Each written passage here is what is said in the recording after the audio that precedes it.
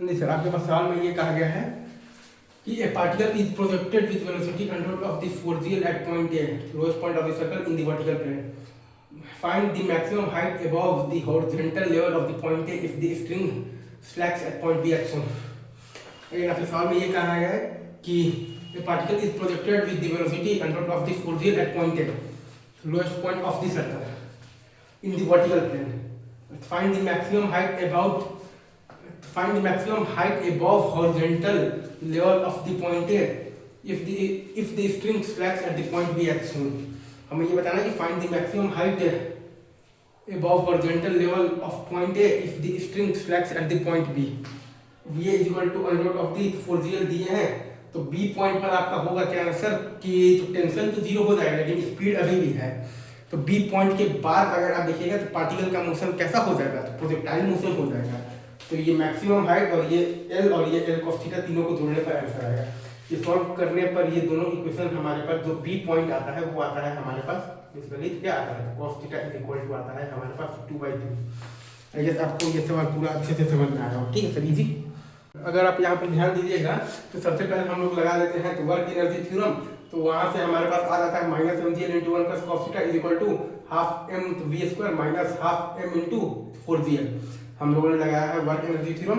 तो वहाँ से हमारे पास आ गया minus M G L into one plus cos theta is equal to half M V square और minus half into M into four G L. Right, minus M G L into one plus cos theta is equal to half M V square minus half into M into four G L. Easy. ये है आपके पास work energy theorem. फिर हम लोगों ने लगा दिया है यहाँ पर एन एल एम. उससे हमारे पास आ गया है टी और plus M V cos theta equal to M V square by L. और यहाँ पर बोल रहा है कि टी और plus M V cos theta equal to M V square by L. तो ये पॉइंट बी पर हुआ क्या है ना सर कि बी पॉइंट पर आपके पास बेसिकली तो क्या हुआ है, तो टेंशन का वैल्यू हो गया है जीरो और लेकिन स्पीड अब मतलब कि अभी भी है. तो बी पॉइंट के बाद से आपका जो पार्टिकल है वो आपका जो करने लगेगा वो कौन सा मोशन करने लगेगा, प्रोजेक्टाइल मोशन. बी पॉइंट पर हुआ क्या है ना सर कि आपके पास बेसिकली बी पॉइंट पर स्ट्रिंग में टेंशन आ गया है जीरो लेकिन स्पीड अभी भी है. मतलब कि बी पॉइंट के बाद आपका जो पार्टिकल है वो करने लगेगा आपके पास बेसिकली तो कौन सा मोशन करने लगेगा, ठीक है, तो प्रोजेक्टाइल मोशन. तो बी पॉइंट पर अगर आप ध्यान दीजिएगा तो आपके पास बेसिकली जो स्ट्रिंग में टेंशन है वो जीरो हो गया है. हाँ, लेकिन स्पीड अभी भी है. तो पार्टिकल का मोशन कैसा हो जाएगा फिर आपके पास, तो प्रोजेक्टाइल मोशन. हाँ, तो आपके पास दिया हुआ है तो T plus M G cos theta is equal to M V square by L. और उसमें जब हम लोग लगा देंगे तो टी बराबर जीरो तो वी बराबर हमारे पास आ जाएगा under root of the L G into cos theta.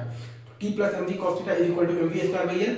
और उसमें जब हम लोग लगा देंगे तो टी बराबर जीरो तो हमारे पास आ जाएगा तो V is equal to under root of the L G into cos theta. ठीक है सर, इजी.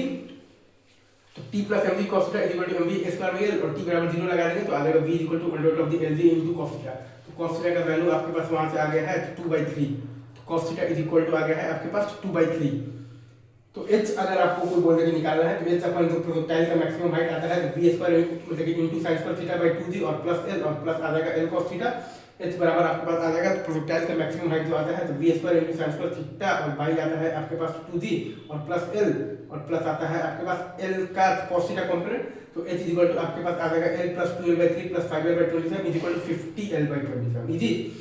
आई गेस आपको ये कॉन्सेप्ट भी बहुत अच्छे से समझ में आया हो. तो h इज इक्वल टू आपके पास आ जाएगा मतलब कि तो क्या आ जाएगा l प्लस 12/3 और प्लस आ जाएगा 5l/27 इज इक्वल टू आ जाएगा आपके पास 50l/27. इजी.